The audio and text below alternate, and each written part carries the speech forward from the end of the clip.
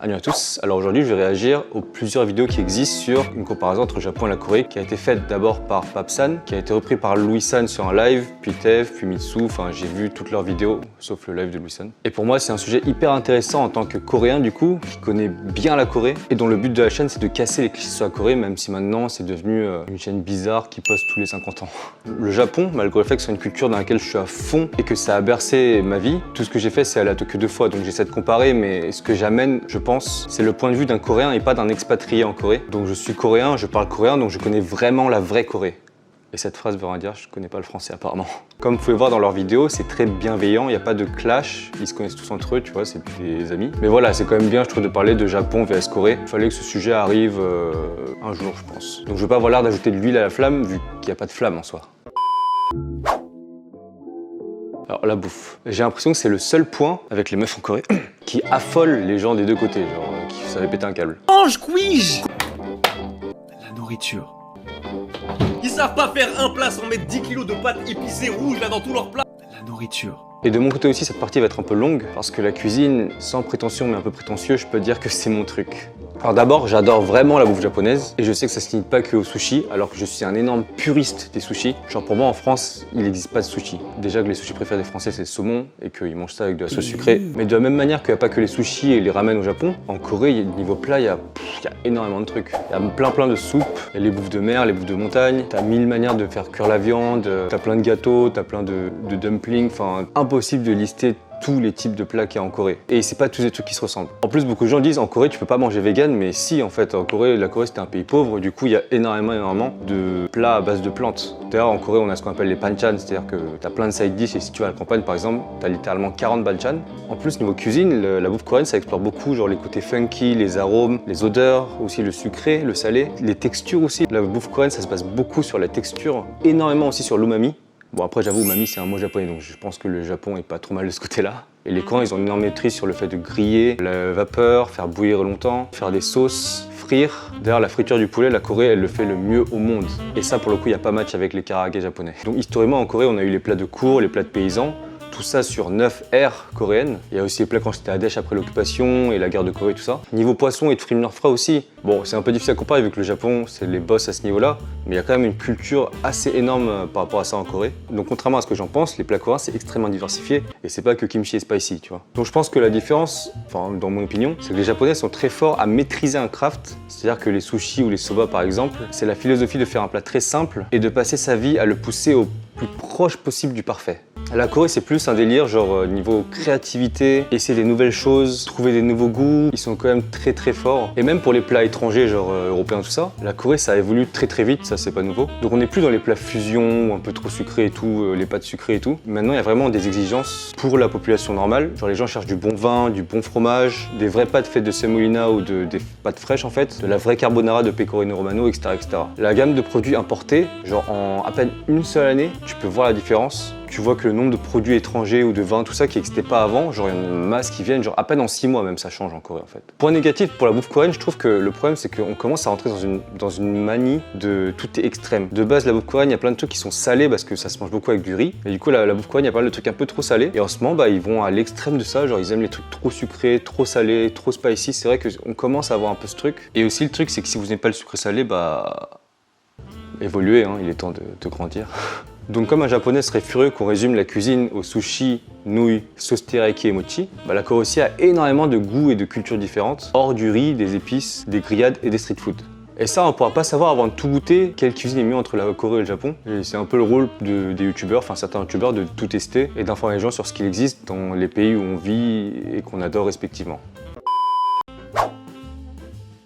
Que le coût de la vie en général soit moins cher, oui, là, il n'y a pas de débat, la Corée, c'est moins cher que le Japon. Je pense que on est à peu près tous d'accord là-dessus. Par contre, il y a un problème, c'est vrai, et c'est pas comme Mitsu a dit que les Japonais ont un meilleur pouvoir d'achat. Les Coréens, en général, gagnent des sommes de ouf. Enfin, ils gagnent beaucoup, les Coréens. Et même les part-time jobs en Corée, les alba, là, enfin, les arubaito en japonais, ils sont bien payés. Le salaire minimum en Corée, il est similaire, voire un tout petit peu plus haut que le Japon. Mais bon, après, les Coréens, ils bossent comme des porcs et je suis bien content de ne pas être dans une entreprise coréenne, quoi. Le problème, c'est que même s'ils gagnent beaucoup et que c'est moins cher, ils sont très forts à pousser à la consommation. Tu as vraiment envie d'acheter à chaque fois que tu vas quelque part. Les Coréens sont pas capables de faire une journée gratuite où ils vont dans un parc ou un truc comme ça, ils sont obligés de dépenser tout le temps. En plus de ça, les Coréens commencent à avoir des exigences très hautes dans leur divertissement et leur consommation. Donc même pour les restos, il n'y a plus de petits boui-boui, genre pas très cher et tout, enfin de moins en moins. Ils vont faire le même plat mais avec du Hanwoo, du Iberico, enfin des produits chers et rendre ça un peu version luxe. Et ça va coûter 5 fois plus cher. Les Coréens font plus du camping, ils font du glamping qui coûte hyper cher. Ils vont dans les hôtels 5 étoiles alors que c'est à Séoul, tu vois, c'est à côté de chez eux. Enfin, ils dépensent de ouf. Si c'est cher, c'est mieux pour les Coréens. Il y a un peu cette mentalité qui fait qu'ils dépensent beaucoup. En plus de ça, tout évolue vite en Corée, donc les prix augmentent hyper vite. Genre il y a 6 ans, tu pouvais te faire un bol de soupe de porc, qui est un peu la mesure de l'inflation ici, pour 5000 won à peu près. Maintenant, t'en as pas en dessous de 9000 won, quoi. C'est quasiment le double. Alors le high-tech, je suis pas connaisseur des détails de high-tech, genre quelle puce a, quelle entreprise gagne plus par rapport à quoi, enfin je sais pas du tout. Mais je pense qu'il n'y a pas photo que la Corée, dans le monde, c'est le pays où, dans la technologie de toujours, c'est le plus impressionnant. Même sans être allé au Japon depuis 3 ans, je doute que ce soit aussi impressionnant au Japon. Genre là, j'ai pas d'exemple concret de technologie vu que je suis un youtubeur éclaté au sol. Mais clairement, quand tu viens en Corée, au moins une fois tous les 2 jours, 3 jours, t'as un nouveau truc que tu découvres qui te fait dire mais on est déjà à ce niveau de technologie, tu vois, enfin c'est ouf. Mais ouais, j'ai rien pour appuyer mon argument là, c'est pas mon domaine. On passe. Je suis seulement allé à Tokyo 2 fois, donc je sais pas si c'est mieux desservi ou quoi. Il y avait les délires de compagnies de métro différentes, mais d'après Tev, ça a pas l'air hyper gênant. Donc à part repasser un portique, je veux dire, c'est pas trop dur non plus. Mais juste, par exemple, les wagons et les trains, tout ça, en Corée, niveau propreté, c'est incroyablement propre.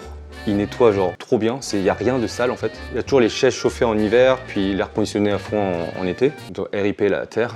Et Tev avait dit que les trains étaient pile à l'heure au Japon, mais en Corée aussi, j'ai jamais eu un train qui est venu 10 secondes en retard, enfin c'est toujours pile à l'heure. Pour le métro, le match serait beaucoup plus marrant si c'était Corée vs France, enfin Séoul vs Paris. Hôtel 5 étoiles vs le placard d'Harry Potter. Et point négatif par contre pour les taxis, on dit que la Corée les taxis sont pas chers et qu'il y en a partout, mais c'était avant Covid. Depuis Covid, il y a plein de taxis qui ont arrêté ou ils ont même réduit le nombre de taxis je crois. Et depuis que les restrictions de Covid sont parties, il y a beaucoup plus de demandes de taxis, mais ils n'ont pas réinstitué les taxis.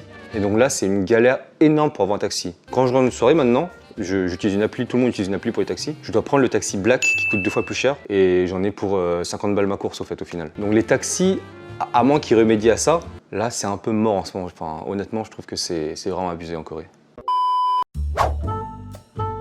Alors le truc c'est que moi, quand je suis allé au Japon, j'ai trouvé les Japonais hyper sympas. Les Japonais, c'est vrai qu'ils parlent pas bien anglais. Genre j'ai trouvé zéro Japonais qui parlait anglais je crois. Mais quand même les gens nous aidaient dans la rue. À chaque fois qu'on est dans des bars, on s'est joint à des tables, on réunissait les tables. Et même si on parlait pas la même langue, bah, on faisait du body language, enfin on arrivait à communiquer et les gens étaient hyper sympas. Moi j'ai eu une bonne expérience des Japonais, en tout cas à Tokyo. Mais après c'était juste des voyages. Mais moi j'ai des bonnes expériences. Il y a un truc, ça m'a un peu rappelé en fait, sur les mecs japonais en fait. Et je voulais juste savoir si c'était vrai en fait.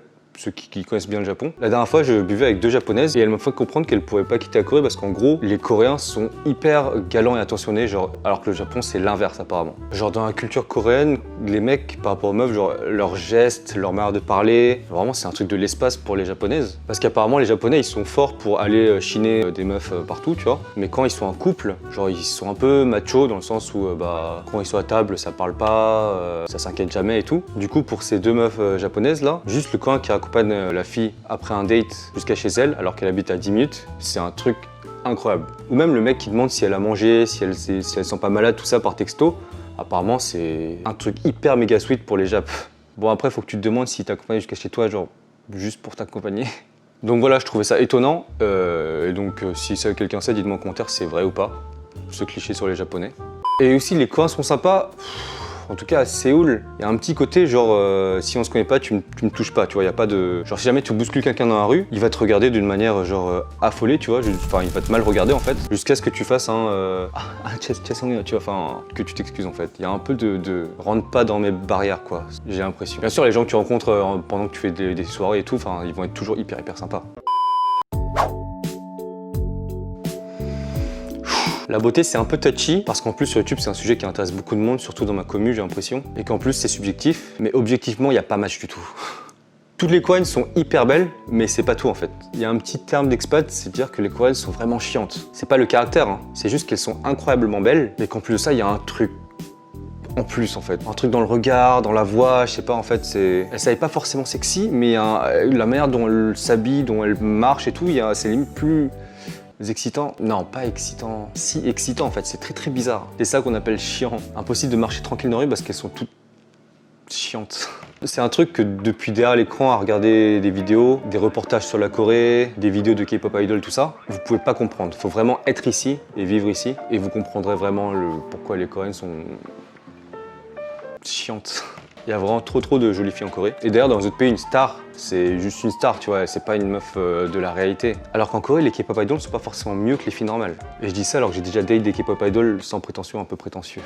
Pour le style aussi, il y en a qui disent tous les Coréens s'habillent pareil. Pour ça, je vous invite à regarder ma vidéo sur le style en Corée parce que c'est très long à expliquer, mais non en fait. Maintenant, parlons de chirurgie esthétique. C'est pas toutes les Coréennes comme les médias le disent pour s'amuser, je sais pas, qui font de la chirurgie esthétique. En plus de ça, les chiffres, c'est pas 50%, c'est genre un truc genre 16%, tu vois.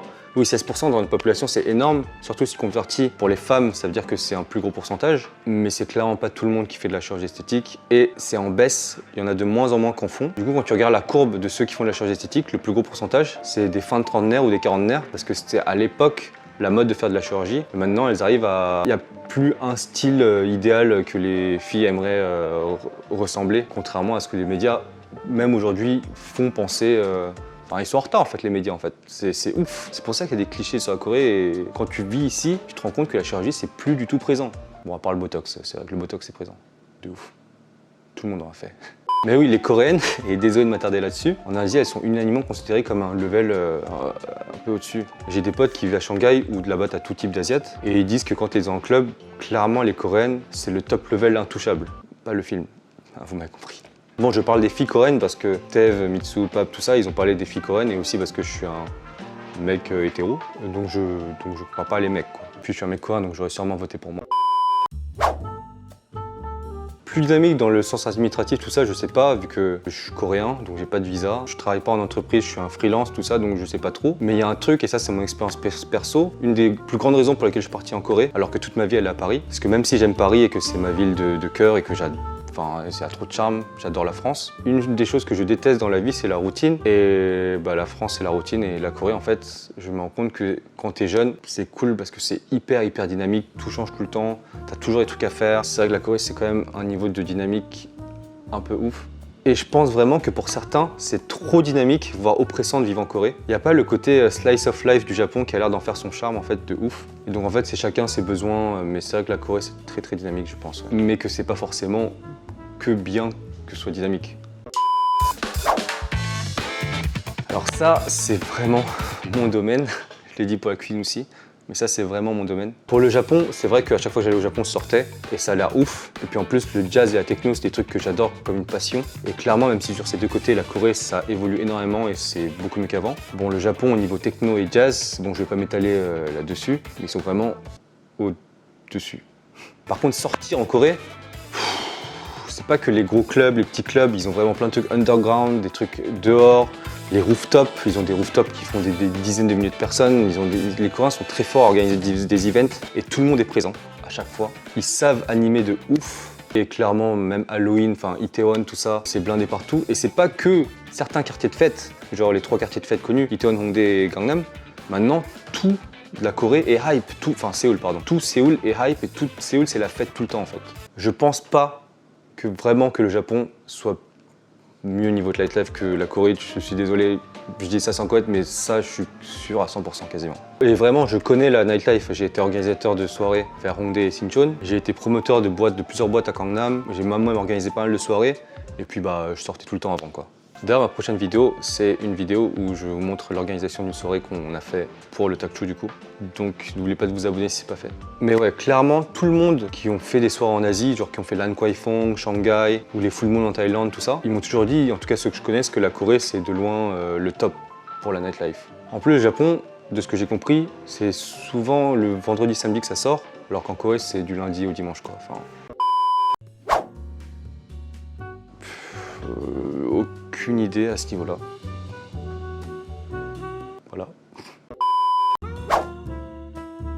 dire avenir, genre c'est plus bright que le Japon ou quoi, c'est pas forcément vrai. Parce qu'en vrai, c'est juste que là, on est dans l'âge d'or de la Corée. On est vraiment comme le Japon l'a eu quelques années avant. Ou pour nos parents en France, dans les années, je sais pas, 60, 70, tout ça, je crois, il y avait quand même C'était incroyable comme la Corée partout en fait. On est juste en fait sur le meilleur moment de la Corée là, à son point culminant. En plus c'est pendant l'âge d'internet, ce qui fait que ça aide énormément pour son environnement. Bon, bien sûr il doit avoir des spécificités des Coréens tout ça, mais on est quand même sur un bon momentum en Corée en fait. C'est pour ça je pense que malgré le fait que j'ai fait que 2 voyages à Tokyo, la Corée pour vivre là maintenant en 2021, et c'est peut-être mieux niveau, c'est explosif et tout est bien, tout est pratique, tout ça.